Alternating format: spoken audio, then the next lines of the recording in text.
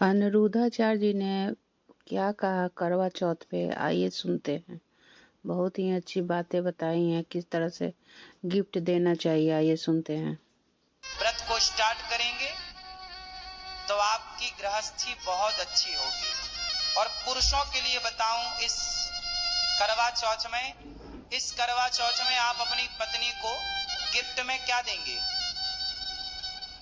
क्या देने का सोचा है? क्यों? प्रेम? सस्ते? इस बार पत्नी को कुछ चांदी का दीजिए।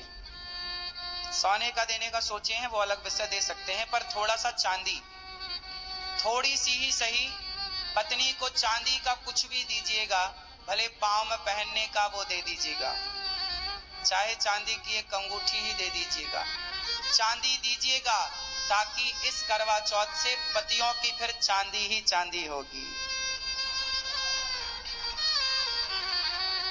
पतियों की क्या होगी? चांदी चांदी होगी। तो कुछ चांदी का आप पत्नी को गिफ्ट कर सकते हैं। हेलो दोस्तों, राधे राधे। तो आइए हम लोग करवा चौथ का कथा सुनते हैं जो हम लोगों ने कल किया। तो इस प्रकार से है। कश्यप गोत्र, भारतवर्षे, अपन अपन नाम ले लो। मैं अपने पति के लिए व्रत कर रही हूँ और संकल्प लेती हूँ कि मैं करवा चौथ व्रत कर रही हूँ भारतवर्ष में। तो मैं कश्यप गोत्र और कह के अपन नाम डाल के आप भगवान के पानी में डाल दो। मेरे व्रत को स्वीकार कीजिए।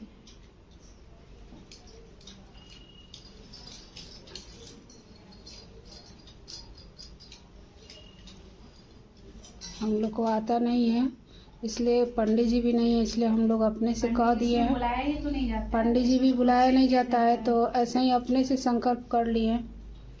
कोई गलती हो जाए तो क्षमा करेंगे आप लोग।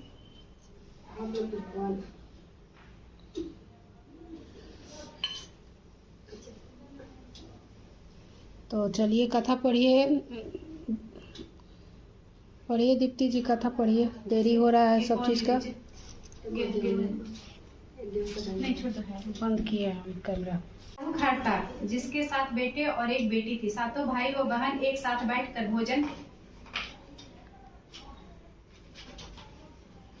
करते थे। एक दिन कार्तिक की चौथ का व्रत आया तो भाई बोला कि बहन आओ भोजन करें। बहन बोली कि आज करवा चौथ का व्रत है, चांद उगने पर ही खाऊंगी। तब भाइयों ने सोचा कि चांद उगने तक बहन भूखी रहेगी। एक भाई ने दिया जलाया, दूसरे भाई ने छलनी लेकर उसे ढका और नकली चांद दिखाकर बहन से कहने लगा कि चल चांद उग आया है, अर्धे दे ले। बहन अपनी भाभीियों से कहने लगी कि चलो अर्धे दे। तो भाभिया बोली तुम्हारा चांद उगा होगा, हमारा चांद तो रात को उगेगा। बहन ने जब अकेले ही अर्धे दे दिया और खाने लगी तो पहले ही गिलास में बाल आया और दूसरे गिलास में कंकर आया और तीसरे गिलास मुंह की ओर किया तो उसकी ससुराल से संदेशा आया कि उसके पति बहुत बीमार है, जल्दी भेजो। माँ ने तब लड़की को विदा किया और कहा कि रास्ते में जो भी मिले उसके पांव लगना और जो कोई सुहाग आशीष दे तो उसके छपल्ले में गाछ लगाकर उसे कुछ रुपए देना। बहन जब भाइयों से जो विदा हुई तो रास्ते में जो भी मिला उसने यही आशीष दी कि तुम 7 भाइयों की बहन, तुम्हारे भाई सुखी रहे और तुम उनका सुख देखो। सुहाग का आशीष किसी ने भी नहीं दिया।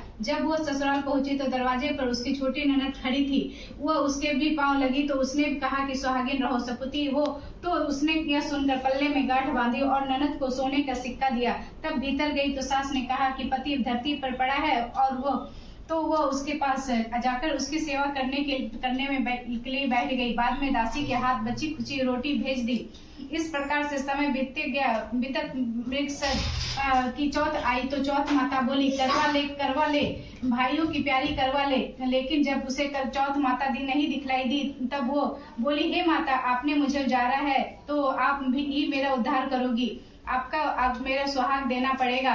तब उस चौथ माता ने बताया कि पौष की चौथ आएगी, वो मेरे से बड़ी है और उसे ही सब कहना, वही सब तुम्हारा सुहाग वापस देगी। पौष की चौथ आकर चली गई, माघ की चली गई, फागुन की चली गई, चैत्र, वैशाख, ज्येष्ठ, आषाढ़ और श्रावण भादो की सभी चौथ आई, यही कहकर चली गई कि आगे वाली को कहना। आश्विन की चौथ आई तो उसने बताया कि तुम पर कार्तिक की चौथ नाराज है, उसी ने तुम्हारा सुहाग लिया है, वही वापस कर सकती है, वही आएगी तो पांव पकड़कर विनती करना, ये बताकर वो चली गई। जब कार्तिक की चौथ आई तो वो गुस्से में बोली, भाइयों की प्यारी बहना करवे ले, दिन में चांद उगनी करवा ले, व्रत खंडन करने वाली करवा ले, भूखी करवा ले। तो ये सुनकर वो चौथ माता को देखकर उसके पांव पकड़कर गिड़गिड़ाने लगी, हे चौथ माता, मेरी सुहाग तुम्हारे हाथों में है, आप ही मेरी से सुहागिन करे। तो माता बोली, पापिन हत्यारिन, मेरे पांव पकड़कर क्यों बैठ गई है? तब वो बोली कि जो मुझसे भूल हुई क्षमा कर दो, अब भूल नहीं करूंगी। तो चौथ माता ने प्रसन्न होकर आंखों से काजल, नाखूनों से मेहंदी और टीके में से रोली लेकर छोटी उंगली से उसके आदमी पर छींटा दिया। तो वह उठकर बैठ गया और बोला कि आज मैं बहुत सोया। वह बोली, क्या सोए? मुझे तो 12 महीने हो गए, अब जाकर चौथ माता ने मेरा सुहाग लौटाया है। तब उसने कहा कि जल्दी माता का पूजन करो। जब चौथ की कहानी सुनी, करवा का पूजन किया तो प्रसाद खाकर दोनों पति पत्नी चौपड़ खेलने बैठ गए। नीचे से दासी आई, उन दोनों को चौपड़ पासे से खेलते देखा तो उसने सासू जी को जाकर बताया। तब से सारे गांव में वह प्रसिद्ध हो गई कि सब स्त्रियां चौथ का व्रत करे तो सुहाग अटल रहेगा। जिस तरह से साहूकार की बेटी का सुहाग दिया, उसी तरह से चौथ माता सबको सुहागिन रखे। यही करवा चौथ के उपवास के सनातन महिमा है। जय हो माता करवा चौथ माता। ये करवा माता हम लोग का विश्वास ऐसी हम लोग रहे। अति प्राचीन काल की बात है। एक बार पांडव पुत्र अर्जुन तप करने के लिए नीलगिरी पर्वत पर चले गए थे। इधर पांडवों पर अनेक मुसीबतें पहले से ही थी। इससे द्रौपदी ने सो बेहल हो श्री कृष्ण की आराधना की। श्री कृष्ण उपस्थित हुए और पूछा, कहो क्या कष्ट है तुम्हें? प्रभु, द्रौपदी ने हाथ जोड़कर कहा, मुझे क्या कष्ट है, आप तो स्वयं जानते हैं, आप तो अंतर्यामी हैं, मुझे कष्टों के बोझ से विहल कर दिया है। क्या कोई ऐसा उपाय है जिससे इन कष्टों से छुटकारा मिल सके? तुम्हारा प्रश्न अति उत्तम है द्रौपदी। कृष्ण मुस्कुराकर बोले, प्रभु, फिर मुझे दुखी नारी का कष्ट दूर करने का उपाय बताइए। द्रौपदी ने पूछा। यही प्रश्न एक बार पार्वती जी ने शिव जी से कर दिया था। तब श्री शिव जी ने करवा चौथ का विधान बताया था। फिर प्रभु, करवा चौथ की जानकारी मुझे भी दीजिए और उसकी कथा कहिए। तब श्री कृष्ण ने एक पल सोचने के बाद कहा, दुख सुख से जो संसारिक माना जाता है, प्राणी उसमें सदा ही लिप्त रहता है। मैं तुम्हें अति उत्तम करवा चौथ व्रत की कथा सुनाता हूँ, इसे ध्यान से सुनो। प्राचीन काल में गुणी विद्वान धर्मपरायण एक ब्राह्मण रहता था। उसके 4 पुत्र तथा एक गुणवती सुशील पुत्री थी। पुत्री ने विवाहिता होकर चतुर्थी का व्रत किया, परंतु चंद्रोदय से पूर्व ही उसे क्षुधा ने बाध्य कर दिया। इससे उसके स्नेही भाइयों ने छल से पीपल की आड़ में कृत्रिम चंद्रमा बनाकर दिखा दिया। लड़की ने अर्घ्य दे भोजन करते ही उसके पति की हृदय गति बंद हो गई। इससे दुखी हो उसे अन्न जल त्याग दिया। उसी रात्रि में इंद्राणी भूमिचरण करने आई। ब्राह्मण पुत्री ने उससे अपने दुख का कारण पूछा। इंद्राणी ने बताया, तुम्हें करवा चौथ व्रत में चंद्र दर्शन से पूर्व भोजन कर लेने से ये कष्ट मिला है। तब उस लड़की ने अंजलि बांधकर विनय की और कि इससे मुक्त होने का कोई उपाय बताइए। इस पर इंद्राणी ने कहा, यदि तुम विधि पूर्वक अगली करवा चौथ का व्रत करो तो तुम्हारे पति पुनः जीवित हो जाएंगे। कन्या ने ऐसा करने का वचन दिया तो उसका पति स्वस्थ हो गया। इस पर उस कन्या ने वर्ष भर प्रत्येक चतुर्थी का व्रत किया और अनंत सुहाग प्राप्त किया।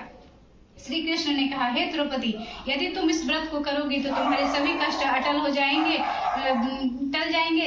इस प्रकार द्रौपदी ने यह व्रत किया और पांडव सभी क्षेत्रों में विजयी हुए। इस प्रकार सौभाग्य, पुत्र, पौत्रादि और धन की इच्छुक स्त्रियों को यह व्रत विधि पूर्वक करना चाहिए। इस व्रत में भगवान शंकर की आरती की जाती है।